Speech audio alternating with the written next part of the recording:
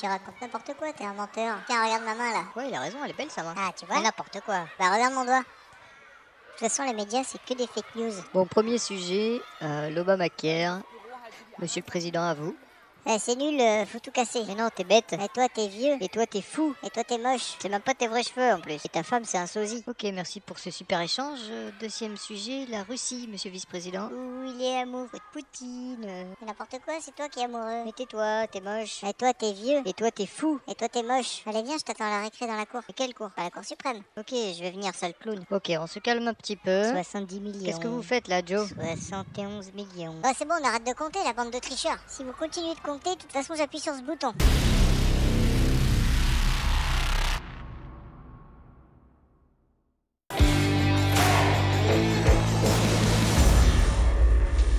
Ah, et en plus de ça, ça risque d'être un sujet qui va durer encore quelques semaines. Peut-être même qu'on aura les cheveux blancs. Enfin, pour ceux qu'on a, quoi. Et en même temps, je me dis, putain, mon gars, pendant 4 ans, tu nous as tweeté des trucs, t'as fait boucher les marchés. Et qui va lancer une guerre commerciale contre la Chine en plein Noël? Qui va tweeter le niveau du Dow Jones en pleine nuit? Qui va faire décaler les marchés de 3% sur un simple tweet? Oh putain, c'est une page qui se tourne, c'est horrible. Putain, mais c'est pas possible. Tu as l'alarme là ou pas? Là, comme ça. On va se faire chier sur les marchés, on va parler de PER, on va parler de chiffres macroéconomiques, plus de vol, c'est fini maintenant. Bon, a priori, c'est une page qui va se tourner, hein. Parce que oui, je me suis renseigné d'après un article Le Monde pour bien comprendre comment ça marche le reste du vote. Voici le graphique en question. Et là, première réaction que je me suis dit... Voilà, comme ça, t'as bien cette musique en tête tout le dimanche, je t'en prie. Bon, sinon, globalement, après coup, oui, on se disait, oui, prudence, oulala, la semaine passée, ça y est, les marchés étaient en chute libre, inquiétude sur le Covid, les élections américaines, la macro, c'est dégueu. Et là, on nous dit finalement, les élections américaines, c'est une bonne nouvelle. Biden est élu, en tout cas a priori, alors que selon les sondages, il y avait 70-80% de probabilité qu'il le soit. Et là tu te dis, putain mais les gars, donc la semaine d'avant, pourquoi vous vous êtes effondré comme ça? Vous avez pas l'info déjà? Ah mais ok, c'est parce qu'en fait, Biden, vu qu'il est élu, eh ben, on cesse d'être pessimiste. Ça y est, on va pouvoir balancer un plan de relance de 2200 milliards. La Fed, comme elle a annoncé cette semaine, oui, parce qu'on est quand même passé à travers, elle a annoncé qu'elle allait mettre tous les outils à sa disposition pour envoyer du steak, pardon, contrer les effets de la crise, et elle pouvait encore augmenter sa puissance de feu. Donc, on a déjà lâché 7000 milliards de munitions de bazooka, oui c'est le bilan de la Fed, on n'est plus à 120 milliards de dollars mensuels. Oui, c'est le niveau du quantitative easing actuel. Et là t'es quand même en mesure de te dire, ils ont quand même des centaines, voire des milliers de milliards de dollars à lâcher comme ça. La machine à billets elle tourne bien. Et en fait on n'est pas capable d'acheter des masques, d'en trouver, d'enfiler, et de mettre un peu d'argent, tu vois, pour des lits de réanimation, pour soutenir le secteur hospitalier, tu vois. Hein, donc par contre, imprimer des billets, ça passe, et aider les lignes de front, c'est compliqué. Bon bref, parenthèse fermée. Ah mais sinon, mais tout va bien. L'emploi aux États-Unis, on a eu les chiffres du NFP là vendredi. 638 000 créations de postes le mois dernier. C'est 40 000 de plus que prévu. Et le taux de chômage, on est à moins de 7%. On en attendait 7,7 et le mois passé c'était 7,8%. À ce rythme-là, dans 3 mois, c'est le plein emploi. Hein. D'ailleurs, peut-être que même à une semaine près, du coup, Trump aurait été réélu hein, avec ces chiffres-là. Bah oui, finalement...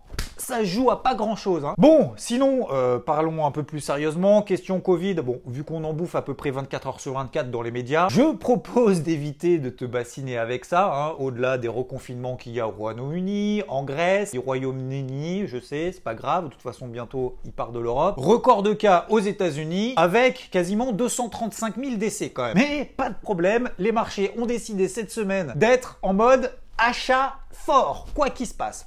Oui, alors on va revenir sur l'aspect technique. Début de semaine, les indices américains reviennent sur des niveaux hebdomadaires majeurs. Donc, l'ambiance en tout cas en début de semaine était quand même globalement pourrie. Et là, c'est au ce moment-là qu'on disait oui, il faut prendre un petit peu de recul. Est-ce qu'on est en bear market ? Autrement dit, en marché baissier. I don't think so. On l'a vu sur le Dow Jones, sur le SP500 ou encore sur le Nasdaq, que sur des unités de temps longues, nous n'avions absolument pas remis en question la tendance de fond haussière. Et nous ne sommes même pas passés, enfin nous, aux États-Unis, ne sont pas passés sous les bas de range dans lesquels ils évoluent depuis maintenant quelques semaines. Bref, nous avons commencé à mettre en place des stratégies d'achat sur les indices US en début de semaine, sur IVT. Oui, en Europe, c'était un peu plus compliqué parce qu'on avait pété des bas de range range dans lequel on évoluait quand même depuis cet été, que ce soit sur le CAC ou sur le DAX. 4008 d'un côté, 12003 de l'autre. Donc oui, mode sous-performance. Ça baisse plus vite, ça monte moins vite. Avec des indices qui sous-performaient encore un peu plus, c'est l'indice espagnol l'Ibex ou encore le FTSE. Oui, sous sa MM50 daily. En rime, monsieur s'il vous plaît. Et le trophée de la surperformance des indices internationaux est attribué à l'indice Nikkei. Voilà, bravo. Oui, t'as l'impression qu'à l'archipel, ils sont complètement exclus de toutes les bad news et de tous les mouvements baissiers qu'on a connus d'ailleurs la semaine passée. Dans un range daily dans lequel il n'est même pas passé en dessous de la borne basse. Même pas. Et finalement, il se retrouve cette semaine à son plus haut niveau en cours de clôture depuis novembre 1991. Et oui, les enfants, parce que je sais qu'il y a des enfants, petit clin d'œil au fils d'Alexandra, qui regardent mes vidéos. D'ailleurs, je vous en remercie. Donc du coup, je vais essayer peut-être de dire un peu moins de gros mots, comme ça évitera aux parents de couper, machin, etc. Et ben oui, c'était au XXe siècle. C'était à l'époque, avant, à l'ancienne. Et puis bon, c'est vrai qu'en milieu de semaine, c'était le mode ce que j'appelle lessiveuse. Ça monte, ça baisse,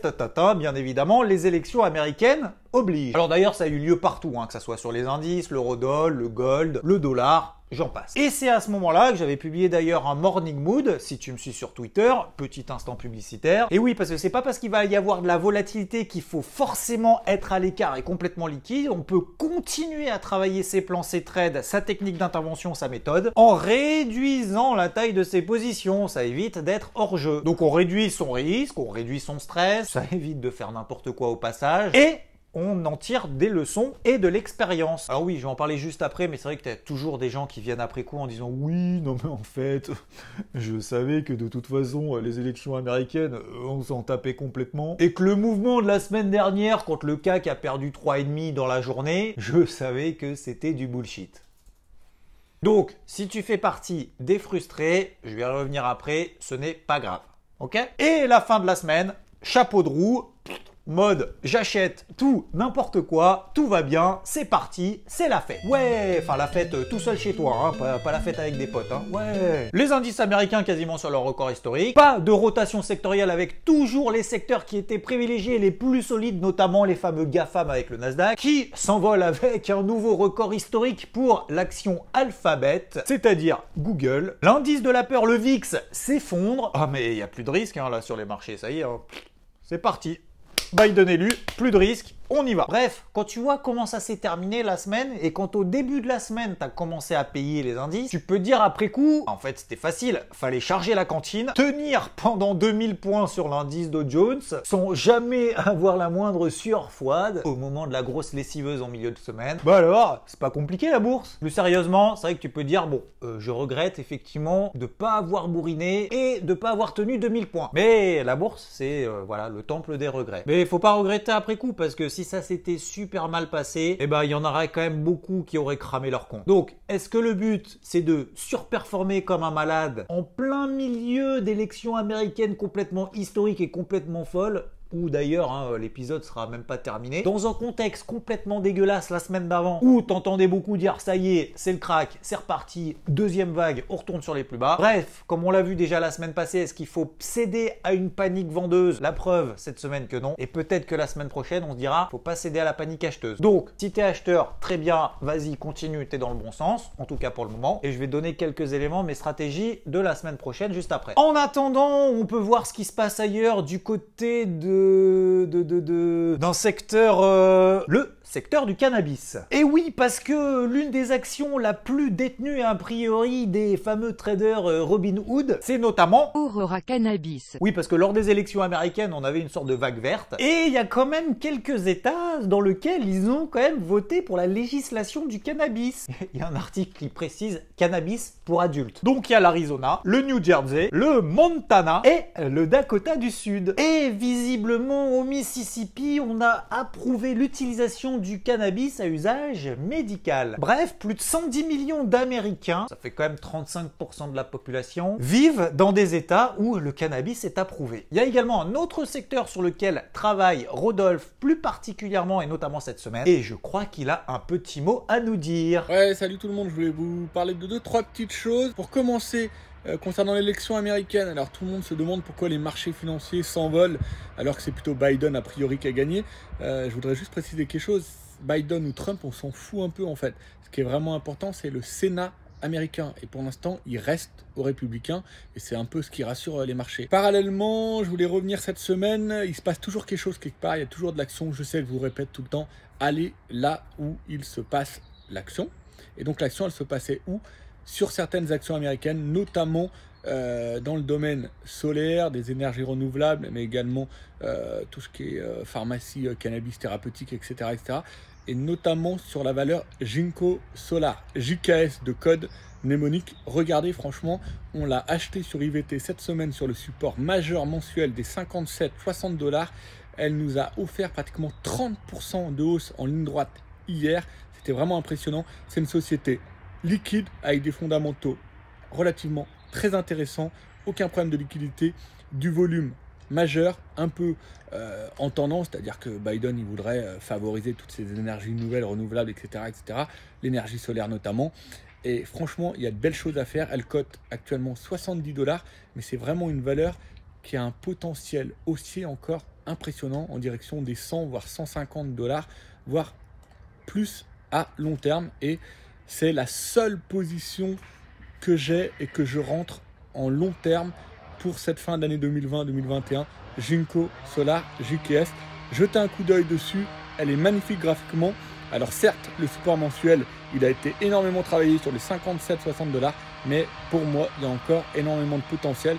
Donc si vous avez des petits replis, achetez cette valeur et on se retrouve dans un an pour parler de cette valeur. Je pense vraiment que c'est intéressant pour vous toutes et tous. Allez, ciao, bon week-end tout le monde. Merci Rodolphe pour cette brève intervention. J'espère que tu interviendras plus régulièrement sur cette chaîne. Et en France, un nouveau record historique par exemple sur l'action Téléperformance qui est le numéro 1 mondial de la gestion de la relation client. Donc oui, nouveau record historique. Et Goldman Sachs est particulièrement chaud sur le dossier, direction 365 €. Et parmi les actions du CAC 40 cette semaine, il n'y a qu'une seule action qui termine dans le rouge sur la semaine, c'est Orange. Voilà, je te retrouve avec le trophée de la loose de la semaine. Félicitations à toi. Semaine quand même pas simple. Début de semaine où sur IVT on a privilégié les achats sur les indices. Out pendant les élections, en tout cas dans une logique intra-swing. J'ai pris d'ailleurs un petit stop loss sur l'indice SP500 sur une résistance intermédiaire. Et vu que ça n'a pas pris du tout, vaut mieux dans ce type de marché ultra volatile dégager direct quand t'as tort. Et maintenant, on revient quand même sur des niveaux relativement importants, notamment en Europe, où on va commencer à chercher des ventes. Alors, doucement pour le moment, light, il n'y a pas de signaux. Pour le moment, c'est un travail de position, notamment en intraday. On verra la semaine prochaine si on donne des signaux baissiers un peu plus importants. Et oui, ça fait partie d'un des plans. On a fait cette semaine une très belle performance sur le dollar index. C'est à ce moment-là que nous allons réaliser un cours d'analyse technique sur les tendances. Et oui, parce que sur le dollar index, on a une tendance primaire qui est toujours baissière, un range latéral dans ce qu'on appelle une tendance secondaire, cette fois-ci neutre. Et donc à ce moment-là, on a plus de chances lorsqu'on travaille la résistance qu'il y ait un bull trap, un piège acheteur. Donc je ne cherchais que des ventes proches de la résistance, quand bien même en début de semaine on passait au-dessus, et ça nous a donné un super trade. Objectif, bas de range, même si effectivement après on est sorti par le bas. D'ailleurs, deuxième moment de publicité, on a bossé tout ça en live sur la chaîne Twitch, tous les soirs de 18h à 19h, à 10 minutes près, du lundi au jeudi. En tout cas pour le moment. Donc oui, sur les indices, on est dans un flux clairement haussier en daily à très court terme, mais le timing acheteur ne s'y prête plus. On a toujours potentiellement une sous-performance des indices européens. Pourquoi est-ce que ça aurait changé ? Je ne sais pas. Donc pour le moment, je reste toujours dans mon scénario qu'il n'y a pas de rotation sectorielle. Donc je vais l'attendre au tournant pour lui mettre un petit coup sur la tête. Tiens d'ailleurs, j'ai fait un petit exercice notamment sur Twitter de regarder le CAC 40 inversé. Est-ce que ça donne plutôt envie d'acheter ou plutôt de vendre? Voilà. Comme ça au moins, ça permet de prendre un petit peu de recul. Nous avons une grosse reprise des cours de l'or. Je pense que j'ai suffisamment insisté là-dessus pour continuer à travailler les achats parce qu'on était toujours dans une dynamique haussière. Ça n'a pas changé. La semaine prochaine, ça va être très light niveau macroéconomie et micro. Le calme après la tempête avec toujours deux petits zozos qui se tapent dessus. En tout cas, demain, on se retrouve en live sur Twitch à partir de 18h. Si, oui, tu ne fais pas partie d'IVT. Et d'ailleurs, sur IVT, si jamais tu avais l'intention de nous rejoindre, je pense que c'est le moment parce qu'il y a des offres de Noël qui ont été lancées. Et ce, avec une quantité limitée. Donc, si ça t'intéresse, le lien dans la description de ce débrief. Je te souhaite un très bon dimanche. Profitez-en pour vous reposer après une semaine quand même mouvementée. On repart à fond et surtout 2-0, toujours prendre du recul dans ces moments-là lorsqu'on a des flux très importants. N'oublie surtout pas de préparer tes plans, bloc-notes, stylo, et surtout ne sois pas frustré d'avoir loupé un move. Parce que après coup, ce qu'il aurait fallu faire et tout, ça... c'est pas grave. Ce qui est important, c'est de mettre en application les plans que tu as préparés en amont. Si tu les respectes, il n'y a pas de problème. Si ça se passe mal, c'est parce que ton plan n'est pas bon. Pourquoi il n'a pas été bon? Tu te fais un débrief, tu corriges le tir et ça se passera mieux. T'adaptes la méthode, etc. Merci à vous. N'oublie pas avant de partir le petit pouce si ça t'a plu. Et je te dis à la prochaine.